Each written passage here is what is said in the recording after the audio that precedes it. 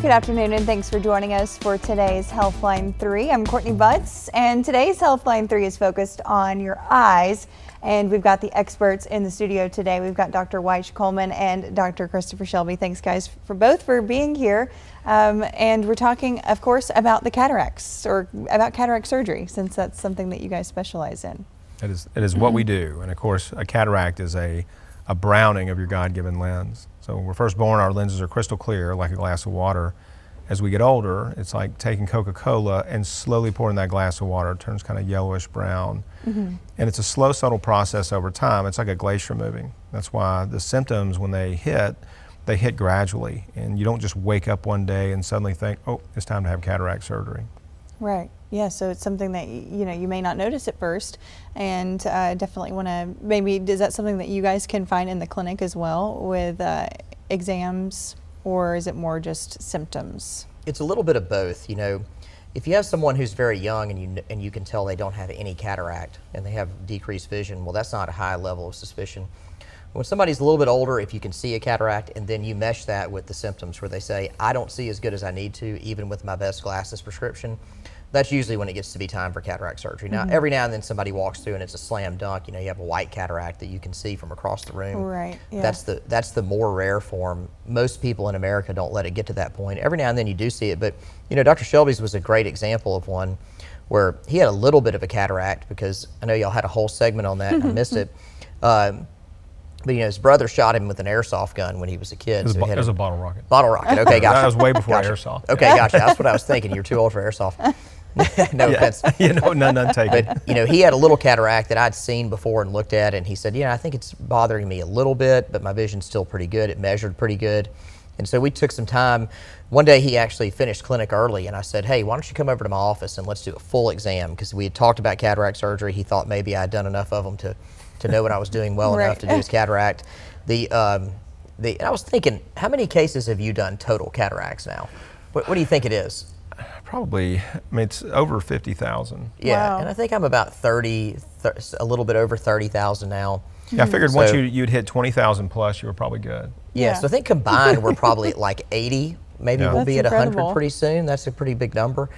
But we should do a celebration when you hit that 100 mark. We should do a celebration for 100. That's a great idea. I'm all about celebrating. That'll happen in the next few years. Right.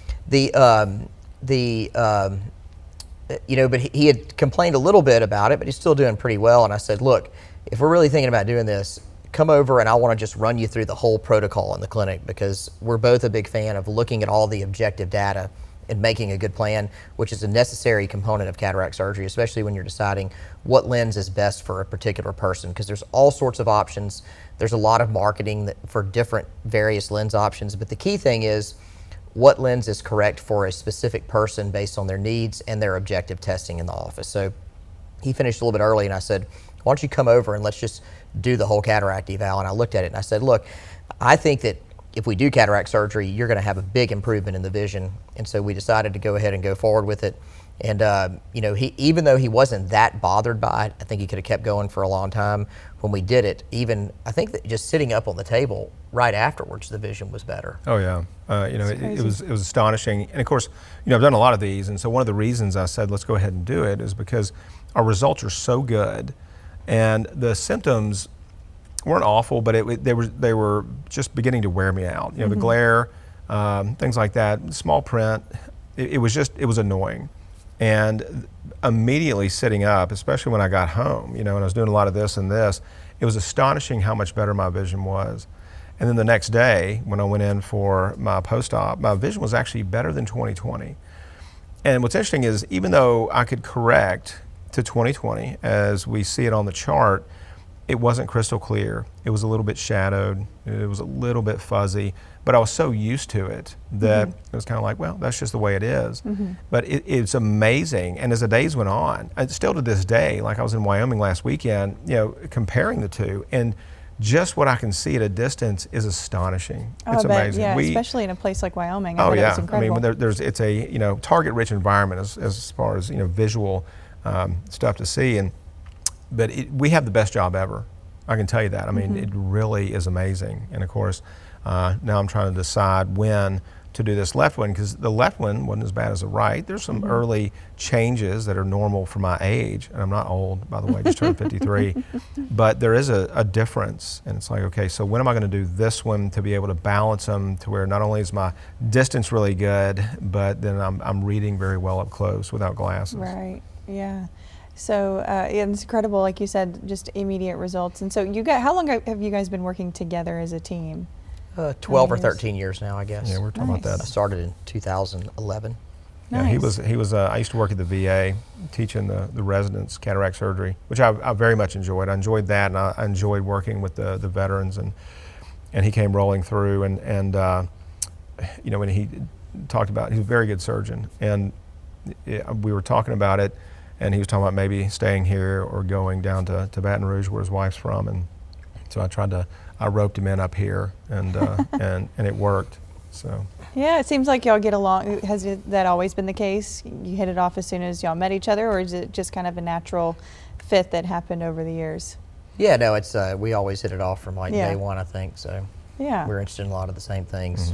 Shelby's a pretty cool guy. I'm not just saying that, just on TV. So we hit it. It's been a great deal. Like we get along about as good as any two people working together could possibly get along. So that's worked out great. It seems like that's also maybe attributed to just your success here and the architects as well. When you have a good team and you can kind of trust each other enough to have the surgery done by your colleague, Yeah, it is flattering. It's always flattering to have another ophthalmologist. And I've done a few ophthalmologist cataract surgeries over the years who've come in from other places. I did my wife's uncle, he was an ophthalmologist, a cataract surgeon. That was his career, and he lives in North Carolina, but he came over for his. We have a lot of people come in from out of town for cataract surgery.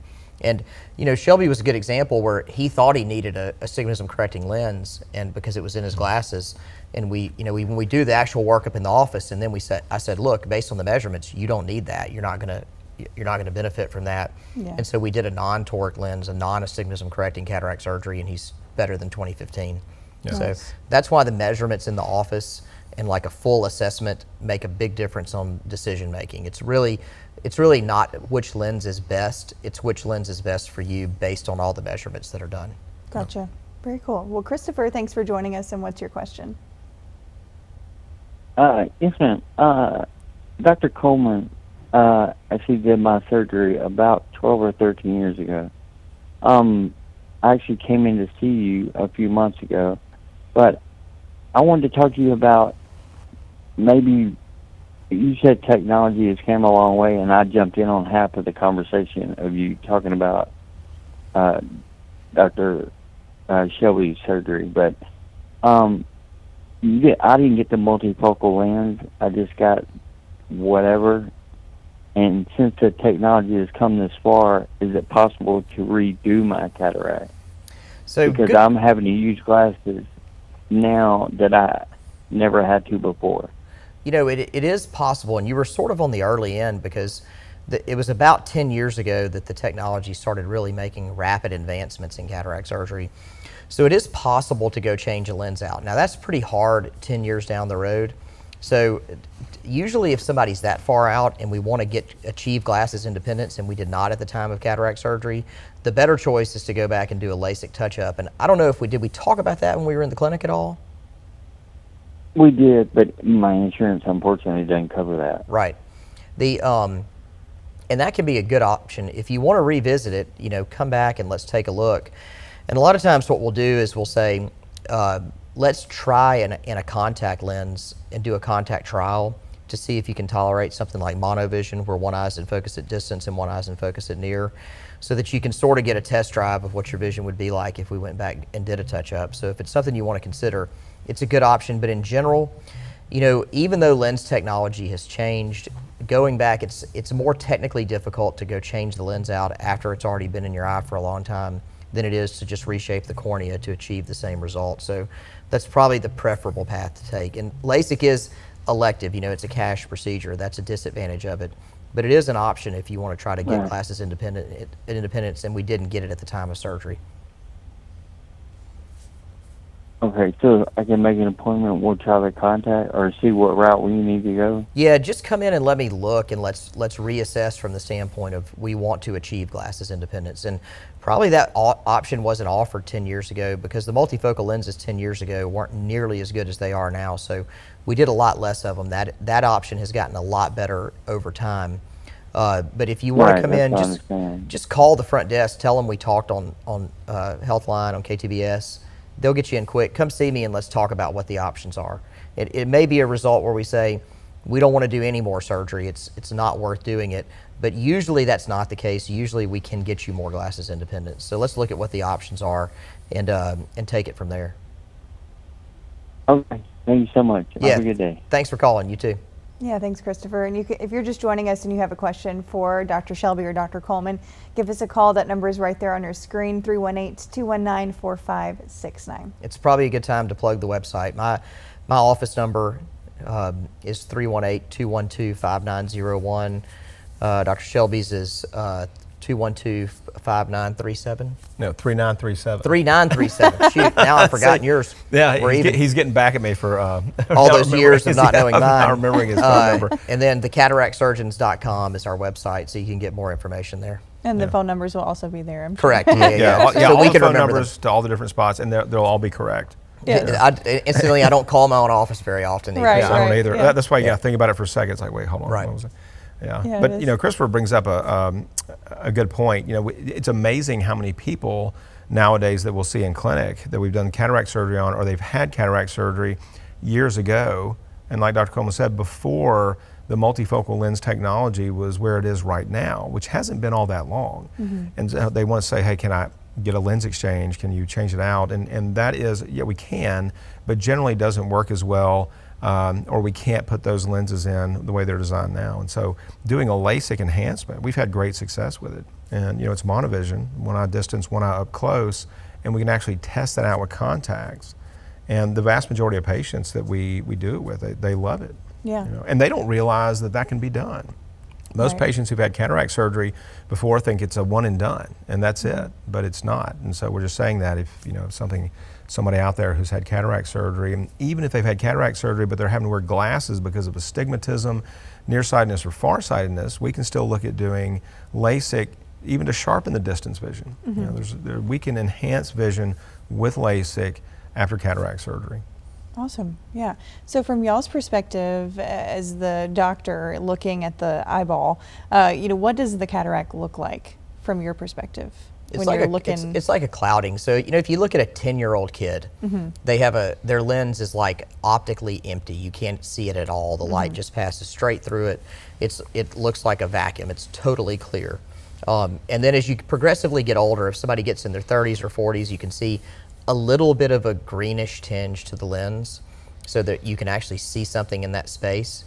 So this happens a lot where somebody says, nobody's ever told me I had a cataract before. They come in and you mention the cataract and they say, well, nobody's ever told me that. Well, a cataract's not something you go to bed one night without and wake up the next morning with. It's a slow clouding of the lens that occurs over a period of decades. So that's what we see is a change in color of the lens. Then the lens after that becomes more cloudy. And that's when it starts blocking the amount of light getting to the back of the eye, and that's when it becomes a visually significant cataract. Right. Where it's making someone where even with your best glasses prescription and everything else in the eye is totally normal, they can't see 20/20 no matter what you do, and that's really the time that cataract surgery is indicated. Yeah, and I'm sure a common misconception is, how long is the surgery good for? Do some people think you have to come back every so often to get it redone, and that's not the case, right? No. Unless there's some certain issues. Yeah, unless something weird happens. When we take a cataract out, of course, we're removing your God-given lens. So when we remove that and we put the new lens inside the eye, the cataract will never come back like we took it out. Now, there is a thing called a secondary cataract, which actually isn't cataract at all. It's just a haziness of the bag that we put the lens in. So you get a little fibrosis, a little haziness on there. It's kind of like taking wet tissue paper and put it on the window. And we call it a secondary cataract because the symptoms of the cataract come back. There's a little glare, a little blurriness. And of course, we treat that with a YAG laser in the office. Literally takes 1 minute. It's completely painless. Patients see an improvement in vision that same day. But it's always a good idea to monitor the eyes over time, because it doesn't cure things like macular degeneration, glaucoma, other things that can happen to the eye as we age. Yeah, it's good to know that if you do have those other symptoms, it's probably not due to the cataract. It might be, unless it's secondary cataract, it might be a sounding alarm for something else. You should get that checked out. Okay, thanks for joining us. We have a new caller. What was the name one more time? John, thanks for joining us, and what's your question? Yes, I have a couple of questions, but the first one, you know how if one had, years ago there was a type of glasses with it, maybe the word was progressive lens, where it was like you were looking through a beam and you were always moving your head left or right or up or down. You know the glasses I'm trying to describe? Mm-hmm. Yeah, progressive bifocals, right. Okay, so with that in mind, when you're talking about these multifocal lens, do you have that same type of issue? That bothered me. I never could get used to it. With the lens that you're speaking of putting in your eye, do you have that same kind of issue where you need to find the sweet spot and moving your head left or right, up or down with the lens implant? Not at all. Matter of fact, that is a great question, because we get asked that all the time. And you have to imagine when you're wearing glasses that have the progressive, they progressively get stronger as you look down through them. That's why they're called that, with no line. And that can be cumbersome, and a lot of patients do not like that. The multifocal lens, the PanOptix that we use, has these little rings in it. And the space in between those rings acts like a prism, so it's focusing light at different distances. And what happens is all those images hit your retina at the same time. So your brain selects that clear one for distance, the one for intermediate, and the one up close so you can read without glasses. So there's no adjusting your head or anything. You don't have to move your eyes around to use it. It's just it's very natural. Okay, all right. And just slightly off subject, have there been any improvements on dry eye corrections, other than still like the Restasis eye drops or the other brand of eye drops? Is there any other improvements? There have been. Matter of fact, we have a dry eye clinic now that is worked by, I have a PA, and then Dr. Coleman's sister does it also. We do intense pulse light therapy. We're beginning to do serum tears, where we actually draw your blood, spin it down, and you use your own serum to help treat some of the inflammation that causes the dry eye. And one of the things about dry eye, it's actually very complicated. There's 3 different glands that produce parts of your tear film. And so we are able now to diagnose where the dry eye is coming from. Is it the mucousy layer? Is it the oily film? Is it the watery layer? And then based on where we find the dry eye is coming from, we can tailor treatment specifically for that. Because Restasis is a great drop. The problem is that if you've been on a drop for several months and the symptoms aren't getting better, then that's not it. It's something else. And so if you suffer from dry eye, you've done the Restasis, you've done steroids, it's a good idea to come in, let us do some diagnostics to see where the dry eye is coming from, and then we can tailor treatment from there, because the patients who've come through the clinic, they love it, because they feel finally like they're getting some solution for this dry eye that they've been treated for a decade with Restasis or artificial tears, and it just doesn't seem like it's getting any better. Okay, and is that covered by Medicare, this treatment you're describing? So a lot of them are, some of them are not, and they're really good about breaking down which treatments are covered and which ones are not covered. And so, but a lot of the diagnostics are. So. Okay, and for me, the Restasis works. It's an everyday thing and kind of cumbersome, or twice a day thing. Sure. But that does, for me, cure my problem. I just wondering if there's been advancements, like I said. But thank you very much. Right. Yeah, thanks for calling. Yeah, John, you're very welcome. And if you're, go ahead. The dry eye thing is such a common question. Mm-hmm. And there's several different causes, and probably the most ignored one, I talk about this all the time, is that a lot of people don't close their eyes completely when they sleep, and like maybe 50% of the human population, the rate of that increases the older you get, and if they're open 1 millimeter at night, you'll have a strip that dries out. And no matter what you do in the daytime to treat that, you'll never make up for the dryness that occurs at night. Usually that can just be solved by lubricant at night, a thick tear or an ointment to put on. So if they're open a little bit at night, you don't get that dryness that occurs through the whole night. And I know we got another caller, but I'll finish that after we get done with him. Sure. Brenda, thanks for joining us, and what's your question? My question is, my eyes are gray. Can you tell me what the problem may be? You say that they're gray? They're gray. They look gray when you like look in the mirror, like around the edges? Well, no, the pupil looks gray when I look in the mirror. Interesting. You know, one of the common things that you see is something called arcus senilis, that it's like a cloudiness that occurs in the cornea, and that gives the eye a gray appearance. And that's a cholesterol type deposit, and there's not a lot that you can do about it. Usually it's not significant for vision. That's probably what you're describing. It's possible that have you had cataract surgery? No, I have not, but I was told that I had them a few years back. Yeah, and sometimes when you get a cataract that's significant enough, the center of the pupil will look gray, where you can actually see the cataract, you know, without the benefit of a microscope or anything like that, where you can literally just look in the mirror and see it. That could be the cause too. It would be worth seeing you in the clinic. You know, come in, let us take a look, and we can tell you what it is that's causing the problem and whether there's something that can be done about it or not. If you've been told you had cataracts, it's probably worth looking into that too. Where are you all located? We got 3 locations, so whichever one's closest to you. Dr. Shelby's over at Piermont and at Wilsite North. I'm over at South. You know, you can look us up on the cataractsurgeons.com or give our office a call. 212-5901 is my office. 212-5902? 5901. 01. Wonderful. I certainly do thank you for your time and the information. Yeah, thanks for calling, and tell them that we talked on KTBS and they'll get you in soon. All right. Okay. You have a good day. Thanks for calling. Goodbye. Thanks, Brenda. Yeah, thanks, Brenda. And if you're just joining us and you have a question, we have a couple minutes left. That number 318-219-4569 to ask either of these guys a question about your eyes.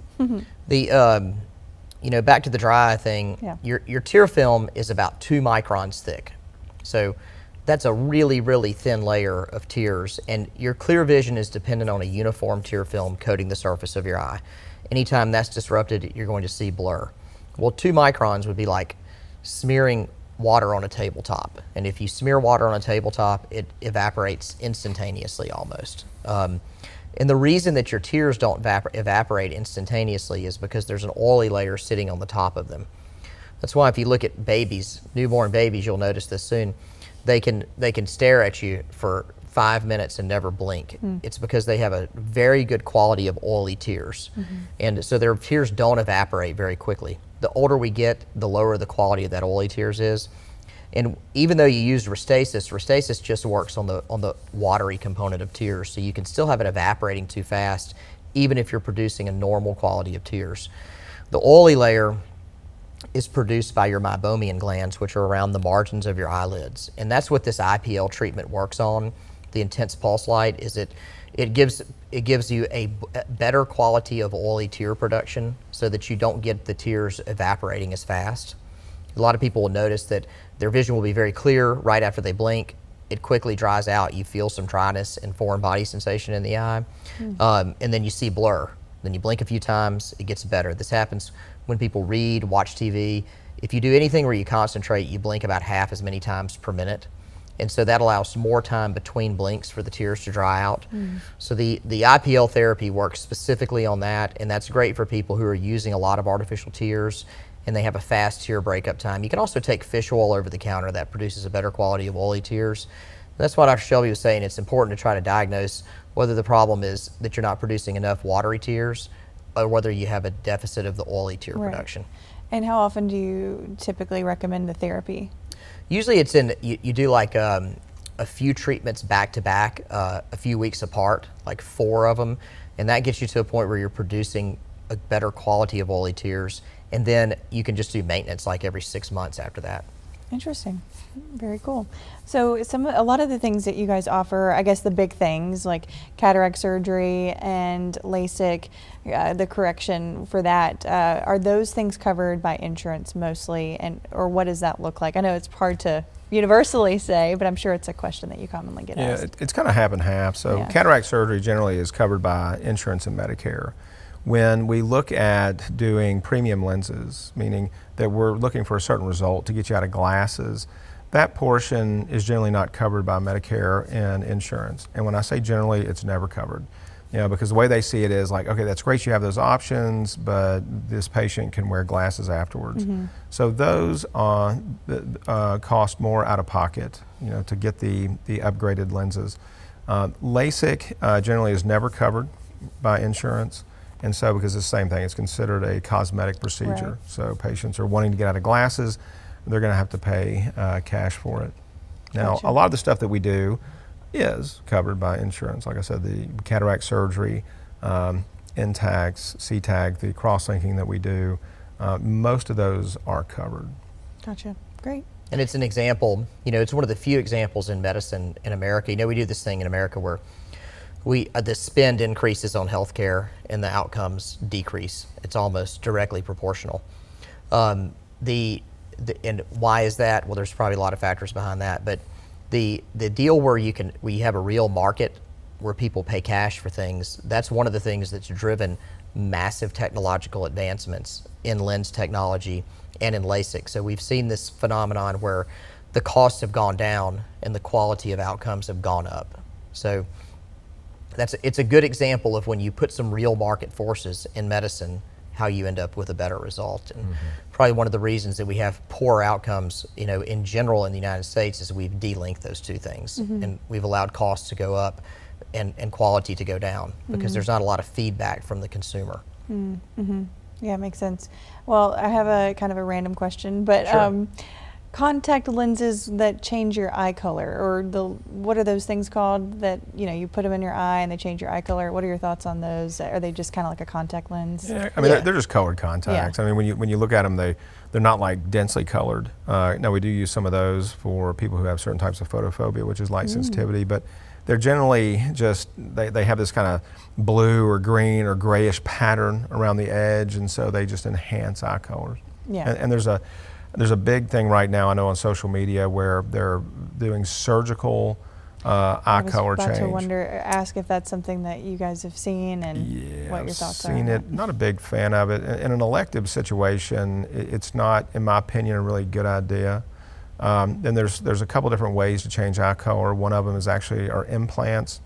Never recommend that because you're actually having to go inside the eye and put a artificial structure, on top of the iris generally. One of the big pushes right now is using the femtosecond laser that we use to do LASIK flaps and smile with to create a channel in the cornea, and then they're injecting dye in that channel so it stains the cornea. Interesting. Nothing could possibly go wrong in that situation. Yeah. But using it in situations like I go back to somebody who has really bad light sensitivity for certain reasons, as a therapeutic treatment, I think it's very worthwhile. But I would caution against doing something like that for cosmetic reasons. Yeah. Because you can have infections, corneal melts. It's pretty invasive. Very invasive, yeah. I bet it's pretty invasive for just a recovery. cosmetic thing, that Yeah. probably a lot better just to wear the contacts that have color in them. All right. Yeah, because you can take it out. Yeah. Yeah, then if you decide you want to be different, you can change it. That's right. That's so interesting. And the people that probably had the light sensitivity are lighter colored eyes, like green, blue. Well, Or there's is some it pathologic others? conditions. I Okay. treated a girl who had a laser iridotomy. They poked a hole in her iris to treat a certain type of glaucoma, and she was left with a lot of light sensitivity. And we tested her with a contact and actually stained the cornea with a pen, a skin marker, which dramatically decreased her symptoms. She would be a good candidate for corneal tattooing. Like I said, but that would be completely therapeutic because she basically could not function outside without dark glasses. She had chronic headaches. So situations like that, Yeah. I think it's a great option. I was about to say it sounds like a tattoo. Basically, is what's basically happening. is a yeah. tattoo. Basically And it's what it is. you're already prone to infection if you have it on your, your arm or something, and can't imagine in the eye. Oh my gosh. Yeah. That's, It's a new fad. I'm Yeah. not sure. We'll see how it plays out, but Yeah. Y'all aren't doing I'd that. be very cautious. Okay. No. We've stayed away from it. first do Okay. no harm is what Right. Right. what that guy That's said forgotten way back sometimes. in the way back in Right. the day. Yeah. Well, we only have 30 seconds left. Can you give us those where to find you real fast? My number is 212-3937, and thecataractsurgeons.com is the best place to find our information. And I'm at 212-5901. We got 3 locations. so they're convenient. All right, and all that's on Google as well. Easy place to find it all. But thanks, guys, for joining us. And this will be on our website. That's ktbs.com/podcast, or also on Spotify.